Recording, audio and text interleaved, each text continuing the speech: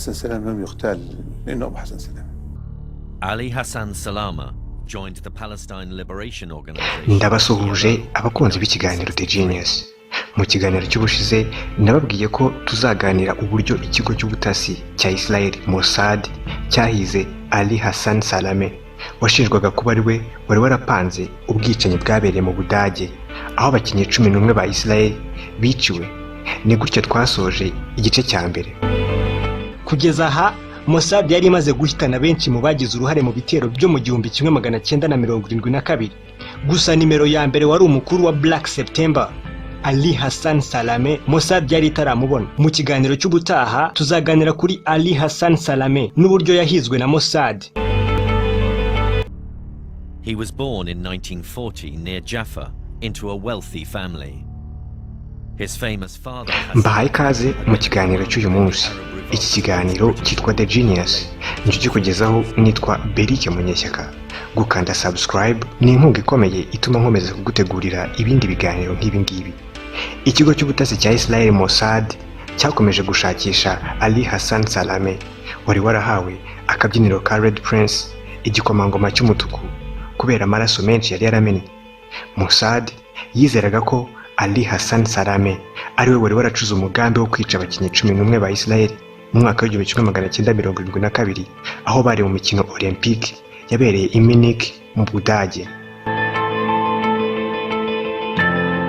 Umwaka umwe nyuma y'ubwicanyi bwabereye i Munich, Mossad yizeraga ko bwa nyuma na nyuma yari yatahuye aho Salameh yari aherereye muri Lillehammer mu mujyi muto wo muri Norvège.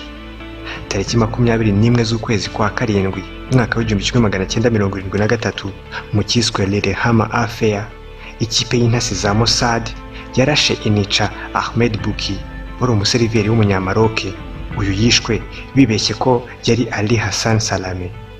Ibi bikimara kuba, intasi 6 za Mossad zarimo abagore 2 zahise zifatwa na polisi, mu gihe wari wakuriye witwaga Michael Harari we yahise ahunga ajya muri Israel. 5 bafashwe bashinjwe kwica barafungwa, gusa baza kurekurwa mu mwaka wa 1975. Victor Ostrovsky yavuze ko Ali Hassan Salameh yahoraga atera intambwe imbere ya Mossad kubera ukuntu yahoraga atanga amakuru y'ibihuha kuri Mossad yerekeranye n'aho yabaga aherereye, ariko intasi za Mossad zigasanga zahawe amakuru ataraya nyayo.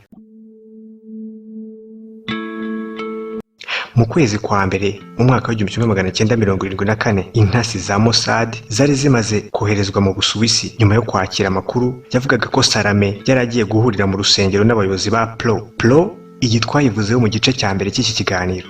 Ni Palestine Liberation Organization, impirimbanyi zarwaniraga kwishyira ukizana kwa Palestine.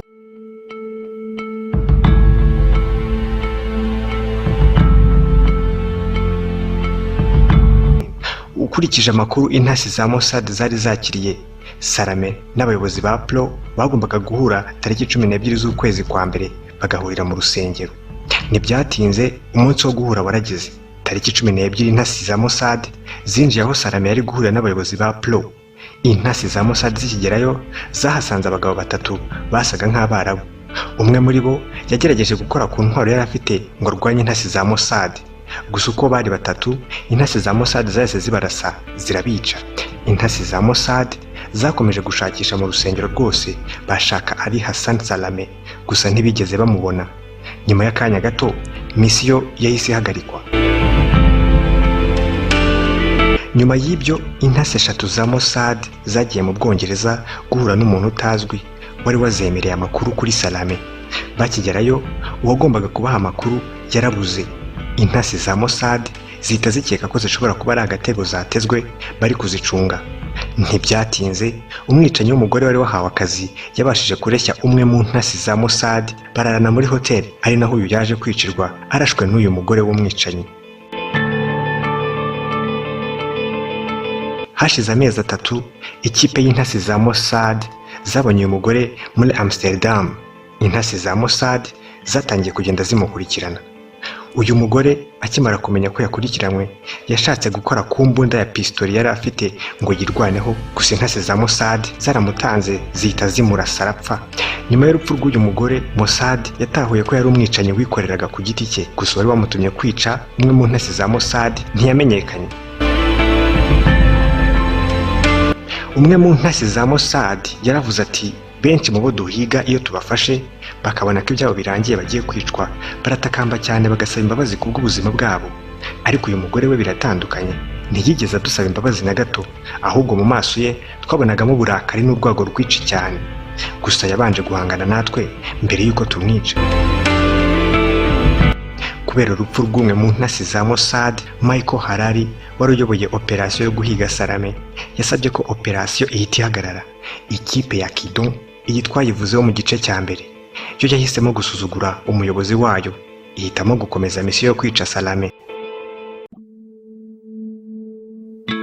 Mossad yahaye amakuru maneko 3 zayo ko Salame yari ari mu nzu itarifa muri Espagne, mu gihe maneko 3 zerekezaga mu rugo aho Salame yari ari. Umurinzi w'umutekano w'iyo nzu yari yabagenzi runono, gusa batabimenye. Uwarindaga inzu ya Salame yahise azamura imbunda mu bwoko bwa AK-47 mu gihe yari agiye kurasa kuri maneko za Mossad, zahise zimutanga ziramubona zihita zimurasa. Misiyo ihita ihagarara, bahita bahungira mu nzu y'ubwihisho yari aho hafi. Bitewe n'icyiswe Lillehammer Affair, iyi nigeze kuyivugaho, aho Ahmed Bouki wari umuseriveri w'umunyamaroke yishwe bamwibeshyeho kuba ALI HASSAN SALAMEH. Ibi byatumye imiryango mpuzamahanga ititiriza Golda Meir wari minisitiri w'intebe icyo gihe guhagarika operasiyo Wrath of God, umujinya ukomeye cyane w'Imana. Nyuma y'imyaka 5 nibwo operasiyo yongeye gusubukurwa na minisitiri mushya wari uri icyo gihe, Menachem Begin, kugira ngo buri wese wari usigaye ku rutonde bamukure mu nzira. Mossad yatangiye gukurikirana ingendo za Salame yakoraga nyuma yo kuvumbura ubwihisho bwe muri Beirut, aha hari mu mwaka w'1978. Mu kwa 12 k'uyu mwaka mu 1978, maneko w'umugore wakoraga Mossad ku mazina ya Elika Chambers yinjiye muri Lebanon afite ubwenegihugu bw'Ubwongereza bwatanzwe mu 1975, ahita akodesha inzu hafi y'umuhanda wa Rue Verdun, uyu muhanda wakundaga gukoreshwa cyane na Salame. Nyuma gato haje izindi maneko 2 za Mossad, uwitwa Peter Scriver na Roland Korbeg, bari bafite ubwenegihugu bw'Abongereza n'ubwa Canada. Aba bakimara kuhagera, imodoka mu bwoko bwa Volkswagen yari irimo ibiturika bya plastique bari bitwaje, nayo yahise igera ku muhanda wa Rue Verdun hafi y'aho Salame yakundaga kunyura. Aba nibo bari bayizanye. Saa 9:35 z'umugoroba tariki ya 22 Mutarama 1979, ubwo ALI HASSAN SALAMEH yari kumwe n'abamucungiraga umutekano 4 mu modoka mu bwoko bwa Chevrolet Station Wagon. Icyo gihe bagendaga mu muhanda umwe hafi naho maneko za Mossad zari zarateze imodoka irimo ibiturika bya plastiki. Mu gihe Salame n'abamurindiraga umutekano begeraga neza aho imodoka irimo ibiturika bya Mossad yari iri ku muhanda wa Rue Verdun, maneko za Mossad zahise zikanda imbarutso y'igisasu aho zari mu nzu. Igisasu cyahise giturikira ku muhanda cyica buri wese wari mu modoka harimo na Salame. Nyuma yo kugerageza kumuhitana inshuro 5 byanga.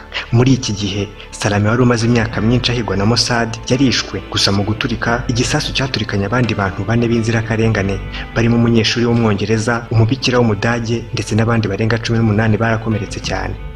Muri iki gihe maneko 3 za Mossad zari inyuma y'iri turika zahise zihunga, nta n'ikimenyetso zisize inyuma, gusa bizera ko hari izindi ntasi zirenga 14 zari zihishe inyuma y'iki gikorwa. Mossad byayifashe nibura imyaka isaga 7 kugira ngo yihorere kuri ALI HASSAN SALAMEH wari nyuma y'urupfu rw'abakinnyi 11 ba Israel twagarutseho mu kiganiro cy'ubushize. Ikiganiro cy'uyu munsi naha nyisoreje, ndabashimiye cyane. Hasta la vista. Ikiganiro The Genius nakagaruka.